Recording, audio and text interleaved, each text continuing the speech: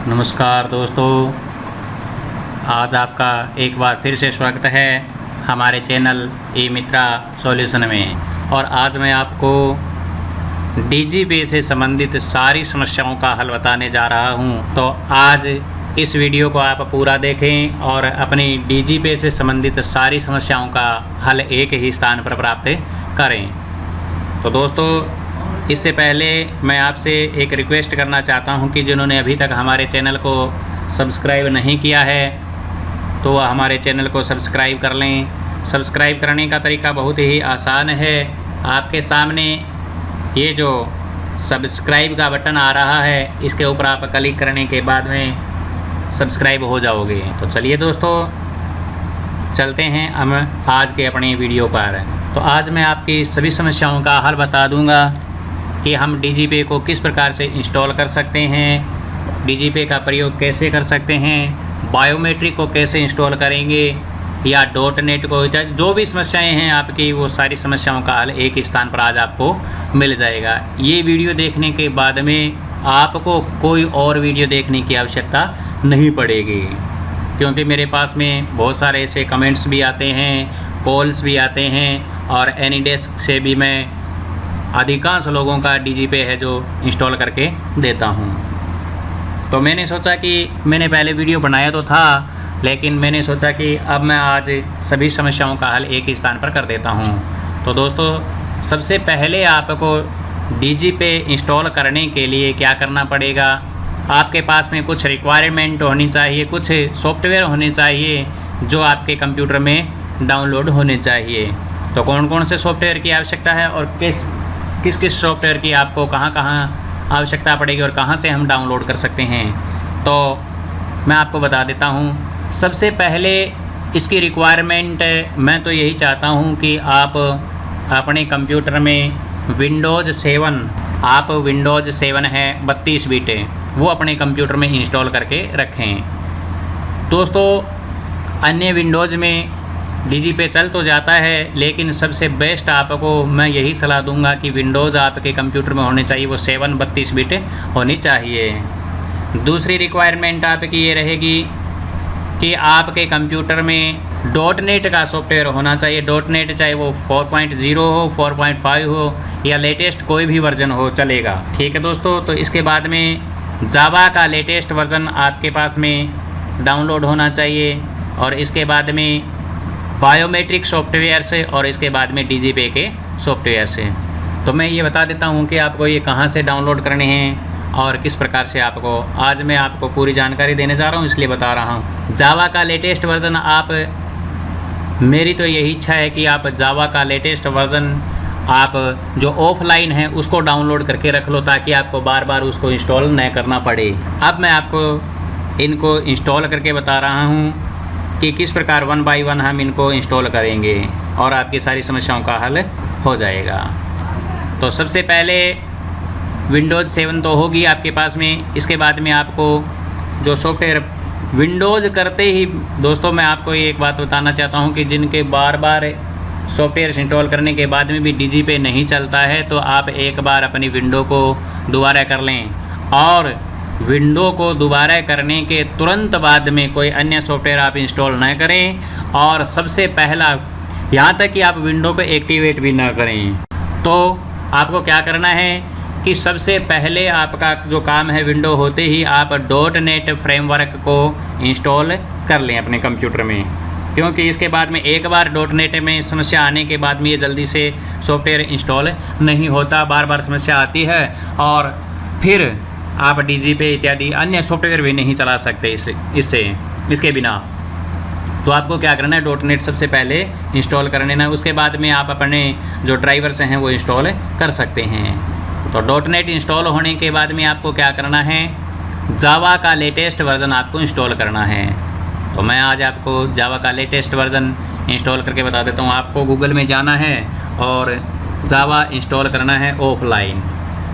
तो ये आपको कहाँ से डाउनलोड करना है, आप सीधे दूसरे नंबर की जो साइट है, ये फाइल हिप्पो, इसके ऊपर चले जाएं और यहाँ से डाउनलोड जावा रन टाइम एनवायरनमेंट, ये सॉफ्टवेयर आप यहाँ से डाउनलोड कर सकते हैं। तो मैं यहाँ पर क्लिक कर देता हूँ। चूँकि मेरे पास में पहले से ये डाउनलोडेड है इसलिए मैं इसको डाउनलोड तो नहीं करूँगा, लेकिन मैं आपको दिखा देता हूँ। यहाँ से आप इसको डाउनलोड कर सकते हैं। लेटेस्ट वर्जन है ये जावा का रन टाइम एनवायरनमेंट, यहाँ से आप इसको डाउनलोड कर सकते हैं। ये 54.57 MB का है, इसे आप डाउनलोड कर सकते हैं। जैसे ही आप डाउनलोड कर लोगे तो आपको इसे इंस्टॉल करना है। तो मैं आपको इसको इंस्टॉल करके बता देता हूँ। तो मेरे पास में ये सॉफ्टवेयर पहले से ही जावा का पड़ा है, तो मैं इसको इंस्टॉल करके आपको बता रहा हूँ। इस सॉफ्टवेयर को मैं यहाँ से इंस्टॉल कर लेता हूँ अपने कंप्यूटर में।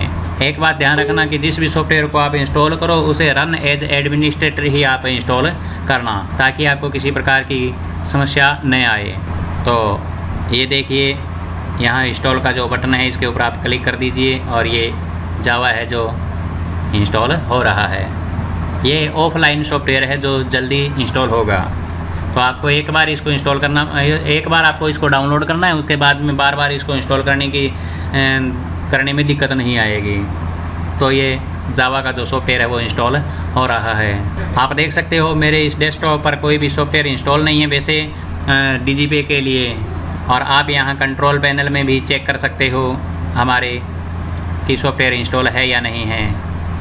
ठीक है, तो आप चेक करिए। तो इसमें देखिए कि डीजीपे का कोई भी सॉफ्टवेयर मैंने इंस्टॉल अभी नहीं कर रखा है, न कोई बायोमेट्रिक मैंने कर रखा है, क्योंकि मैं आज आपको सारा इंस्टॉलेशन दोबारा करके बताऊंगा कि किस प्रकार से हम इसको इंस्टॉल कर सकते हैं। तो ये जावा का सॉफ्टवेयर है जो आपके यहाँ पर इंस्टॉल हो रहा है। तो ये जावा का जो सॉफ्टवेयर है वो इंस्टॉल हो चुका है। यू हैव सक्सेसफुली इंस्टॉल्ड जावा। तो ये जावा इंस्टॉल हो चुका है, यहाँ से क्लोज़ कर दीजिए इसको।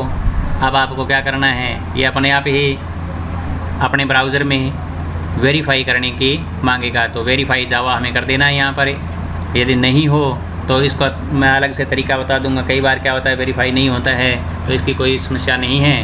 तो मैं आपको इसे पूरा सही तरीके से इसको आपको बता दूंगा कि किस प्रकार से इसको वेरीफाई करना है। अब यहाँ से बंद कर दीजिए।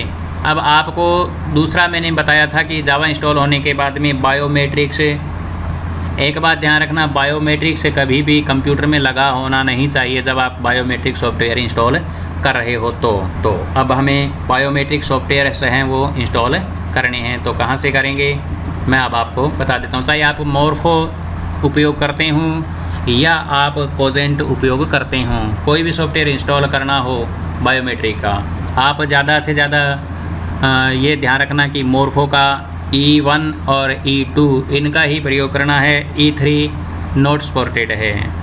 E3 है वो इसके अंदर काम नहीं करेगा। E2 और E1 दोनों ही इसमें काम करेंगे मोरफो के। कोजेंट का इसमें काम करेगा डीजीपे में।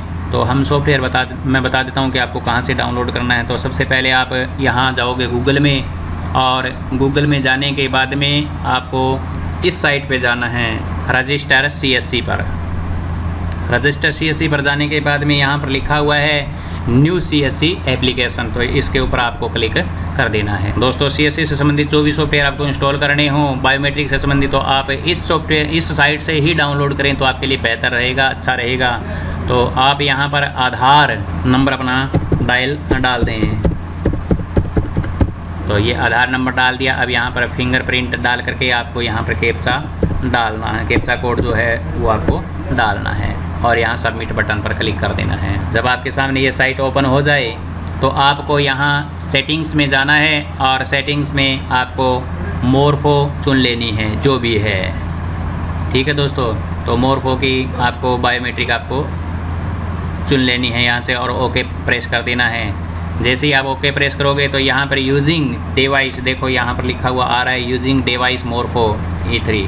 तो इसके सॉफ्टवेयर आपको डाउनलोड से इंस्टॉल करने हैं। डाउनलोड करने हैं तो सबसे पहले आप मोरफो 32 बिट है वो ड्राइवर से यहाँ से डाउनलोड करोगे।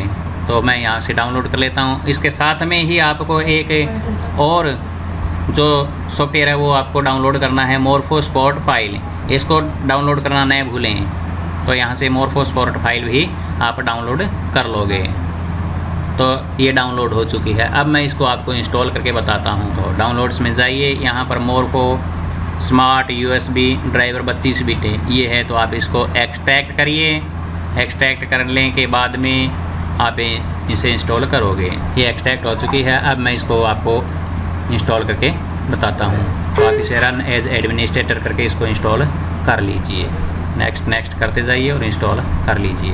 ये मोरफो ड्राइवर इंस्टॉल हो चुका है।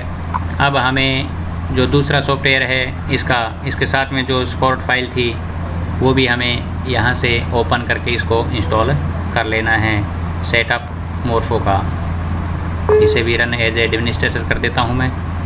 तो ये देखिए मोरफो का सॉफ्टवेयर वो इंस्टॉल हो चुका है। अब हमें इसके बाद में कौन सा सॉफ्टवेयर इंस्टॉल करना है वो है DigiPay का। तो DigiPay से संबंधित जो भी सॉफ्टवेयर हैं वो हमें इसकी साइट के ऊपर जा कर के मिलेंगे। तो हम चलते हैं इसकी साइट के ऊपर। तो अब हमें इसको बंद कर देना है। नेक्स्ट हमें यहाँ से फिर वही साइट खोलनी है और यहाँ पर लिख देना है DigiPay CSC। DigiPay CSC लिखने के बाद में आपको यहाँ से सॉफ्टवेयर कुछ इंस्टॉल करने हैं, डाउनलोड करने हैं। तो अब आपको मैं बता देता हूँ, यहाँ से आप DigiPay का जो लेटेस्ट वर्ज़न है सॉफ्टवेयर वो डाउनलोड करना है। तो ध्यान रखना दोस्तों, वर्जन इसका 1.4 जो है वही डाउनलोड करना है आपको, जो 38.8 MB का होगा। इसको डाउनलोड कर लीजिए। तो मेरे पास में ये पहले से डाउनलोड है। इसके साथ में ही यहाँ पर ये अपडेट जो फाइल दे रखी है इसे भी आपको डाउनलोड करना है। तो इसको मैं डाउनलोड कर लेता हूँ। ये मेरे पास में है तो सही, लेकिन मैं आपको इसको डाउनलोड करके बता देता हूँ। ये ज़्यादा MB की नहीं थी इसलिए मैंने इसको डाउनलोड कर लिया। अब इसके बाद में आपको यहाँ से आपको विजुअल C++ 2010 इसको आपको डाउनलोड करना है। तो इसे भी मैं गूगल ड्राइव में जाता हूँ और गूगल ड्राइव में जा कर के इसको डाउनलोड कर लेता हूँ। यहाँ से जो डाउनलोड का जो बटन आ रहा है इसके ऊपर आप क्लिक करिए तो ये यहाँ से डाउनलोड हो जाएगा। ये डाउनलोड चालू हो चुका है हमारा। अब हम DigiPay को इंस्टॉल करेंगे। तो सबसे पहले डाउनलोड्स में जाएंगे, DigiPay पर। DigiPay ये रहा। तो इस DigiPay फोल्डर को खोल करके हम इस DigiPay को इंस्टॉल कर लेंगे। इसको हम इंस्टॉल कर देते हैं। ये फिनिश हो गया। अब इसके साथ में ही हमें जो विजुअल C++ था वो यहाँ से हमें करना है और एक्सट्रैक्ट करके इसे इंस्टॉल कर लेना है अपने कंप्यूटर में। ये एक्सट्रैक्ट हो चुकी है फाइल और ये हम रन एज एडमिनिस्ट्रेटर को कर दिया। यहाँ से हम इसे नेक्स्ट करते जाना है और ये इंस्टॉल हो जाएगा। ये इंस्टॉल हो चुका है। अब हमें वापस इंस्टॉल हो चुके हैं DigiPay का सॉफ्टवेयर। अब हमें क्या करना होगा, अपनी बायोमेट्रिक है जो कंप्यूटर में लगानी है। अब लगानी है बायोमेट्रिक कंप्यूटर में, और ये लगा दी मैंने बायोमेट्रिक और ये इंस्टॉल हो रही है यहाँ पर। अब मैं इसको क्लोज कर देता हूँ। बायोमेट्रिक इंस्टॉल होने के बाद में आप इस DigiPay पर राइट क्लिक करोगे और इसे रन एज एडमिनिस्ट्रेटर करोगे। तो ये चलने की कोशिश कर रहा है लेकिन अभी कंप्लीट है, ये चलेगा नहीं क्योंकि इसमें प्रॉब्लम आने वाली है। जो प्रॉब्लम आती है, हर एक व्यक्ति को जो प्रॉब्लम आती है DigiPay में, वो मैं आपको बता देता हूँ कि कौन सी प्रॉब्लम आती है। और इसी कारण ये DigiPay चलता नहीं है और इसी के सबसे ज़्यादा मेरे पास में कॉल्स आते हैं कि हमारा DigiPay चालू नहीं होता। तो मैं बता देता हूँ कौन सी समस्या आपके सामने आ रही है। तो दोस्तों ये समस्या सबसे ज़्यादा लोगों के सामने आती है कि ये सॉफ्टवेयर है जो अपडेट करने की कोशिश करता है और ये अपडेट नहीं होता, एक्सट्रैक्टिंग कर रहा है, लेकिन ये समस्या आप सभी के सामने ये समस्या आती है। ये बंद हो जाता है। और अब हमें क्या करना है, हमने जो एक आपको याद होगा कि एक सॉफ्टवेयर इंस्टॉल किया था, एक फ़ाइल डाउनलोड की थी अपडेट की, इसे हमें एक्सट्रैक्ट करना है यहाँ पर और एक्सट्रैक्ट इसको कर लेते हैं। जैसे ये एक्सट्रैक्ट होगी, इस अपडेट फाइल को हमें यहाँ से कॉपी करना है। एक्सट्रैक्ट फाइल को यहाँ से इसको कॉपी किया और C ड्राइव में जाते हैं और CSC ई गवर्नेंस इसमें जाते हैं। यहाँ DigiPay लिखा हुआ है, यहाँ पर जो अपडेट फाइल लिखी हुई है इसको पढ़ा रहने दें और यहीं पर इसको पेस्ट कर देते हैं और इसे इसी के ऊपर कॉपी प्लस रिप्लेस कर देते हैं। तो ये हो गई। अब इसको हम अपडेट फाइल को खोलेंगे और यहाँ जो अपडेट लिखा हुआ है इसको हम फिर एक्सट्रैक्ट करेंगे। एक्सट्रैक्ट कर लिया। एक्सट्रैक्ट करने के बाद में जो आपके सामने ये जो नई फाइल खुली है, इन चारों को कॉपी कर लेते हैं यहाँ से कंट्रोल ए और कंट्रोल सी से, और वापस हम इसको बंद कर देते हैं और वापस हम बैक आते हैं और यहाँ आ कर के इसको हम पेस्ट कर देते हैं। तीनों को रिप्लेस कर देते हैं, तीनों फाइलों को कॉपी रिप्लेस। जैसे ही रिप्लेस होगी रिफ़्रेश कर दो इसे, और आप यहाँ जो DG पे लिखा हुआ है इसको, या आपके जो डेस्कटॉप पर लिखा है DG पे, उसको आप ओपन करिए। देखते हैं, राइट क्लिक करके रन एज एडमिनिस्ट्रेटर और इसके ऊपर यस पर क्लिक कर देते हैं। तो ये देखिए चलने की कोशिश कर रहा है और ये चालू हो गया। अब यहाँ पर अपना आधार नंबर डालिए। ये मैंने आधार नंबर डाल दिया अपना, और यहाँ पर स्कैन फिंगर पर क्लिक कर देते हैं। तो ये मेरा फिंगर स्कैन हो चुका है और ये सक्सेस हो चुका है, ऑथेंटिकेशन सक्सेस। देखिए आप हो गया। तो अब आप यहाँ से इसको क्लोज़ कर दीजिए। जैसे ये क्लोज़ हो गया तो अब आप यहाँ पर अपना जो बिजनेस नेम है, बिजनेस नेम आप क्या डालोगे, CSC और SPV ये डालोगे। अब यहाँ पर आप अपने पैन नंबर डालोगे। इसके बाद में एरिया, लोकेशन, स्टेट, तो ये पूरी जानकारी आप यहाँ पर इसकी भर दोगे। बैंक नेम है, बैंक का name, bank account number, confirm account number, IFSC code और अकाउंट होल्डर नेम, और यहाँ से आप प्रोजेक्ट टाइप लिख दोगे CSC VLE, और यहाँ एग्री बटन पर आप क्लिक करके इसको सबमिट कर दोगे। तो ये आपका DG पे है जो चालू हो जाएगा। तो दोस्तों, शायद मुझे लगता है कि DG पे से संबंधित आपकी सारी समस्याएं एक स्थान पर एक ही साथ में हल हो गई होंगी, और इसके बावजूद भी यदि आपको कोई समस्या आती है तो आप मुझे कमेंट में लिख सकते हैं और मुझे व्हाट्सएप भी कर सकते हैं, और मेरे व्हाट्सएप ग्रुप को आप ज्वाइन कर सकते हैं। मैं अपने व्हाट्सएप नंबर आपको बता देता हूं, तो आप उसके ऊपर मुझे व्हाट्सएप भी कर सकते हैं। तो दोस्तों, मैं आपको अपने व्हाट्सएप नंबर बता देता हूं, तो आप लिख लीजिए। ये मेरे व्हाट्सएप ग्रुप नंबर हैं, तो आप इसको व्हाट्सएप में सेव कर सकते हैं, व्हाट्सएप कर सकते हैं, मेरे ग्रुप को ज्वाइन कर सकते हैं। मेरे ग्रुप का नाम है ई-मित्रा सॉल्यूशन, ऑल प्रॉब्लम सॉल्यूशंस। तो धन्यवाद दोस्तों। यदि मेरा वीडियो ये पसंद आता है तो आप इसे लाइक करें, शेयर करें और मेरे चैनल को सब्सक्राइब करें। तो एक बार फिर से मैं आपको धन्यवाद देता हूँ। धन्यवाद।